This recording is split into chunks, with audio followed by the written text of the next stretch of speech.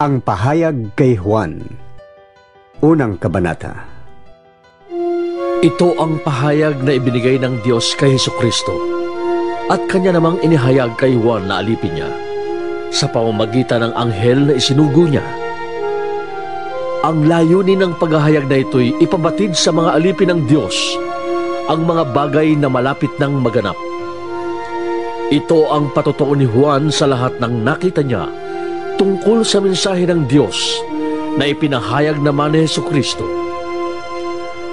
Mapalad ang bumabasa ng aklat na ito, ang mga nakikinig sa propesiya nito at tumutupad sa nasusulat dito, sapagkat ang lahat ng ito'y malapit ng maganap. Buhat kay Juan para sa 7 iglesia sa lalawigan ng Asya. Sumainyo ang pagpapala at kapayapaang mula sa Diyos na siyang nakaraan, kasalukuyan at darating, at mula sa 7 espiritong nasa harap ng kanyang trono, at mula kay Hesukristo, ang tapat na saksi, ang unang muling nabuhay at pinuno ng mga hari sa lupa. Iniibig niya tayo, at sa pamamagitan ng kanyang dugo ay pinalaya niya tayo sa ating mga kasalanan. Ginawa niya tayong isang lahi ng mga pari na naglilingkod sa kanyang Diyos at Ama. Kay Hesukristo ang kapurihan at kapangyarihan magpakailanman. Amen. Tingnan ninyo, dumarating siyang nasa mga ulap at makikita siya ng lahat, pati na ng mga sumaksak sa kanyang tagiliran. Tatangis ang lahat ng lipi sa lupa dahil sa kanya. Ganoon nga ang mangyayari. Amen. Ako ang Alpha at ang Omega.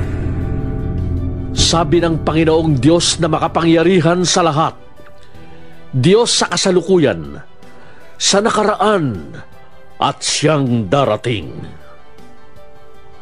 Ako'y si Juan, ang inyong kapatid at kasama sa paghihirap at pagtitiis na nararanasan ng mga kabilang sa kanyang kaharian dahil sa pakikipag-isa kay Jesus. Itinapon ako sa pulo ng Patmos sapagkat ipinahayag ko ang salita ng Diyos at ang katotohanang inihayag ni Jesus. Noon ay araw ng Panginoon. Nasa ilalim ako ng kapangyarihan ng Espiritu Santo at narinig ko mula sa aking likuran ang isang malakas na tinig na parang tunog ng trompeta. Sabi niya, "Isulat mo ang iyong nakikita at ipadala mo sa 7 iglesia, sa Efeso, Esmirna, Pergamo, Thyatira, Sardis, Philadelphia, at Laodicea."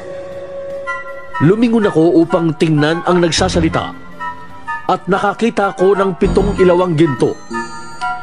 Nakatayo sa gitna ng mga ilawan ang isang parang tao, nakadamit ng hanggang sako at may gintong pamigkis sa kanyang dibdib. Ang kanyang ulo at buhok ay kasimputi ng balahibo ng tupa o ng niebe, at ang kanyang mga matay parang apoy na nagliliyab.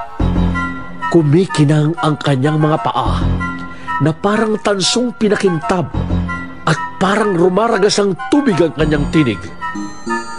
May hawak siyang 7 bituin sa kanang kamay at lumalabas sa kanyang bibig ang isang matalim na tabak na sa magkabilay may talim. Ang kanyang mukha ay nakakasilaw na parang matinding sikat ng araw. Pagkakita ko sa kanya, para akong patay na bumagsak sa paanan niya. Ngunit ipinatong niya sa akin ang kanyang kanang kamay at sinabi, "Huwag kang matakot. Ako ang simula at ang wakas at ang nabubuhay. Namatay ako, ngunit tingnan mo.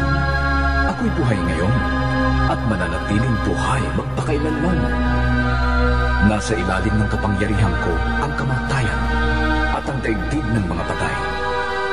Kaya't isulat mo ang iyong nakita, ang nangyayari ngayon at ang mangyayari pa pagkatapos nito. Ito ang kahulugan ng 7 bituing hawak ko at ng 7 ilawang ginto. Ang 7 bituin ay ang mga anghel ng 7 iglesia, at ang 7 ilawang ginto ay ang 7 iglesia.